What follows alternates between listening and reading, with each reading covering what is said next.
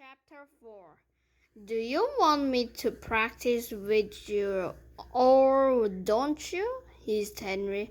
Practice, sniffed Peter.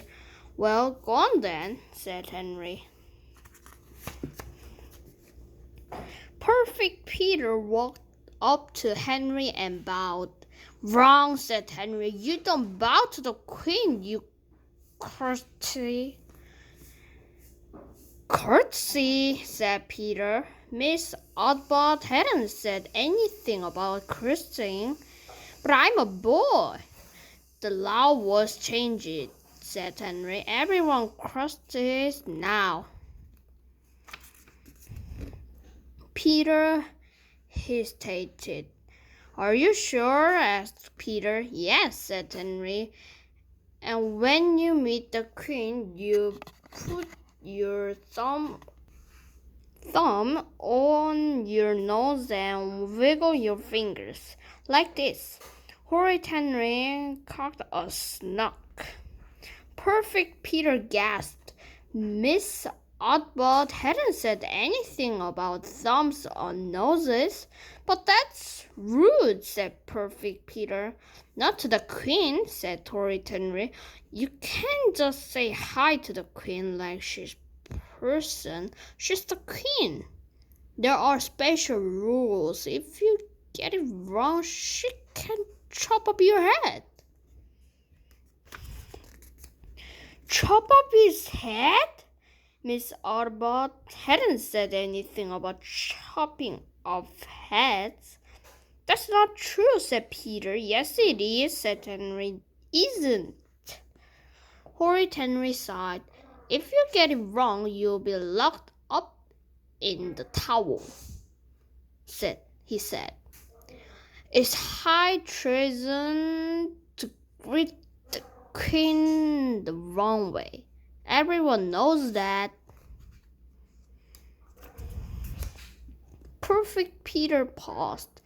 Miss Oddbot hadn't said anything about being locked up in the Tower.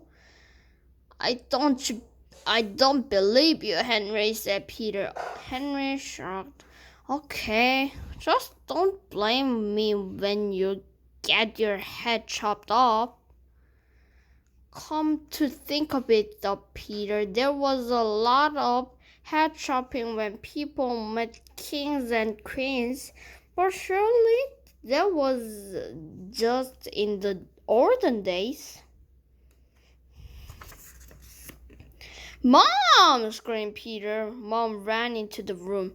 Henry said I had to curtsy to the Queen, wailed Peter, and that I get my head chopped off if I got it wrong. Mom glared at Henry. How could you be so horrid, Henry, said Mom. Go to your room. Fine, screeched horrid Henry. I'll practice with you, Peter, said Mom. Bow, Bucket, answer her question. Walk away, said Peter, beaming. Chapter 5. The great day arrived. The entire school lined up in the playground waiting for the Queen. Perfect Peter, dressed in his best party clothes, stood with Miss Oddbot by the gate. A large black car pulled up in front of the school. There she is, shrieked the children. Horrid Henry was furious. Miss Battleaxe had made him stand in the very last row, as far away from the Queen as he could be. How on earth could he find out if she had 300 TVs standing way back here? Anyone would think Miss Battleaxe wanted to keep him away from the Queen or purpose, thought Henry, scoring. Perfect Peter waited, clutching an enormous bouquet of flowers. His big moment was here. Bow, bucket, answer question, walk away. Bow, bucket, answer question, walk away, mumbled Peter. Don't worry, Peter, you'll be perfect, with Miss Oddbot urging him forth. Horrid Henry pushed it and shoved to get a closer view. Yes, there was his stupid brother looking like a worm. Perfect Peter walked slowly towards the king. Bow, bucket, answer question, walk away, he mumbled. Suddenly, that didn't sound right. Was it bow, bucket, or bucket bow? The queen looked down at Peter. Peter looked up at the queen. Your Majesty, he said. Now what was he supposed to do next? Chapter 6. Peter's heart began to pound. His mind was blank.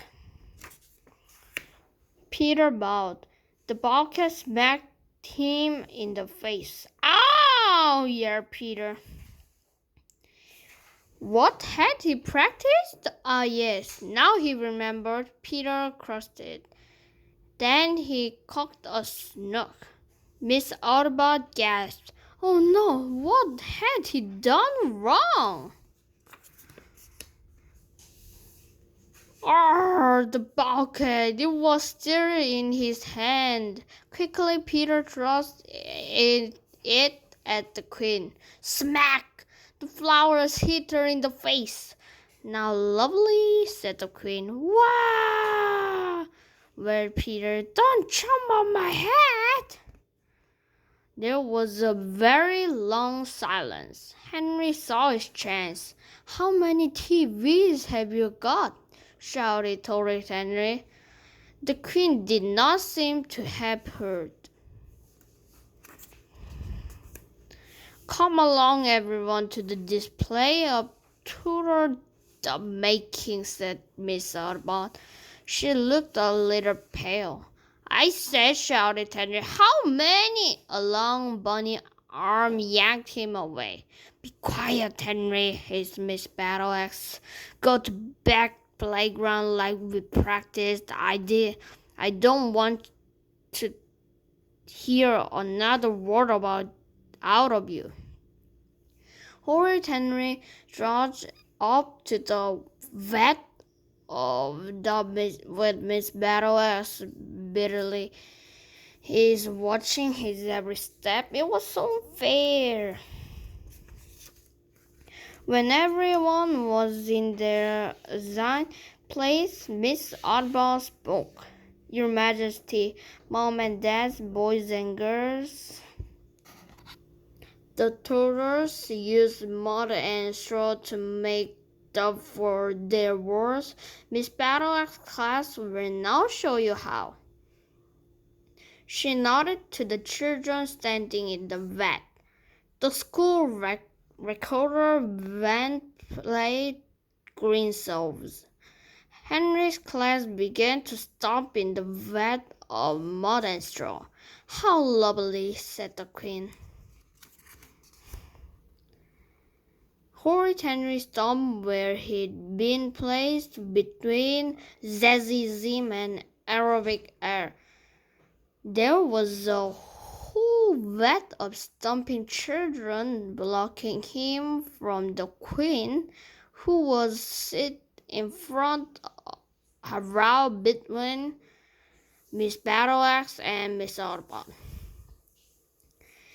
If only he could get closer to the queen, then he could find out about those TVs. Henry noticed a tiny space between Brandy Brand and Gorgeous Grinder. Henry stomped his way through it. Hey, said Brian. Ow, said Grinder. That was my food. Henry ignored them.